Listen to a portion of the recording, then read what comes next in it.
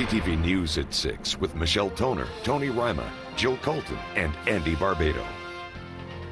Good evening. Michelle is off. It's a man who escaped police custody in Sault Ste. Marie has been nabbed in southern Ontario. 23-year-old Myro-Wayne Zatu fled the Sault courthouse October 17th. He was facing a list of charges: possession of stolen property, theft, and breach of probation. Yesterday, he was arrested in London, Ontario. We knew as part of our investigation was that Mr. Zatouf did have family down in London. It wasn't clear whether or not he was in London, but now we have come to find that he's since been arrested by the London Police Service in that area, so we know that he was actually down there. Zatouf is now facing more charges: escaping lawful custody and failing to appear in court. 10 people made a court appearance in Sudbury this morning, charged after a demonstration inside a local MPP's office. Some members of that group spoke to reporters outside the courthouse today. CTV's Gord Nichols reports. The appearance in Provincial Offences Court in front of a Justice of the Peace was brief, less than 10 minutes in duration. The 10 face charges of failed to leave premises when directed under the Trespass to Property Act. We're pleading not guilty to the charges brought against us. You're under arrest, sir. Settle down. On November 9th, 11 people were arrested after police were called to the office of Sudbury MPP Rick Bartolucci about a protest over proposed changes to a provincial social program that assists people with startup housing costs.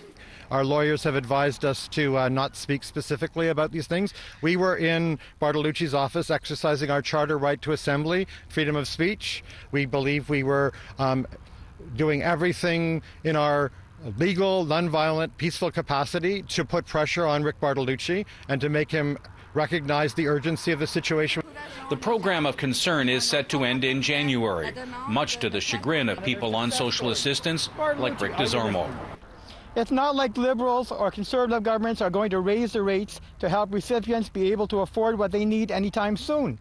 And it's not like recipients are suddenly going to stop needing things. The provincial ministry responsible has said the new integrated housing support program is designed to, quote, better meet people's needs. At this point, the group of 10 have another court appearance scheduled for December 17th. Gord Nichols, CTV News, Sudbury. And the Sudbury Coalition Against Poverty intends to continue its fight with the province with a downtown rally on Thursday. Thanks, Jill. If you open your wallet or purse, there's a lot more plastic in there. We're not talking just credit cards or debit cards, but the bigger currency. The new bills are supposed to be more durable and tougher to counterfeit. But as CTV's Marina Moore reports, the new 20s have been causing headaches for some people in Timmins. Dan Levy has owned this grocery store for over 2 decades. He says the everyday task of counting cash is a lot more time-consuming now that Canada has new bills. Certainly there's quite a few more that are coming into circulation, and the cashiers are telling us that they are sticking together. Levy says it wasn't until the recent edition of the $20 bill that staff really noticed the difference. He says it's a more common denomination. We have to at least double count and triple count, and to be very careful when you're counting them, to touch them to make sure that there's none that are sticking together, because they are $20 bills and they definitely accumulates to a lot of money. But cashiers aren't the only ones having issues with the new plastic-like currency. Many customers are also taking extra precautions. I don't like them. They stick together, and I'd rather not have them. I gave 2 instead of 1, 50s.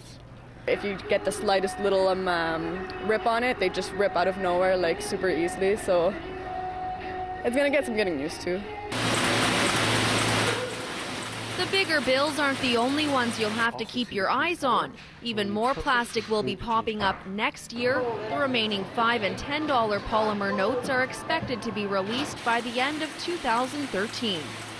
We did speak with officials at the Bank of Canada. Tony, they say there's a simple solution to this stickiness problem.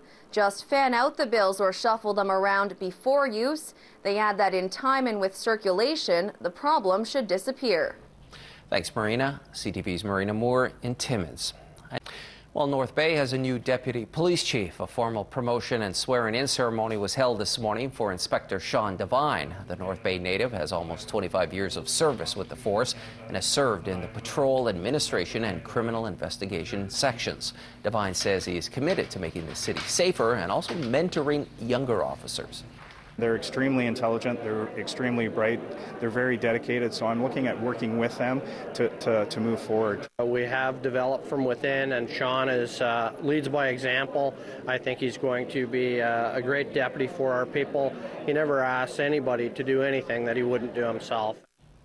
And Devine also worked with the RCMP to assist with the planning of the G8 and G20 summits in 2010.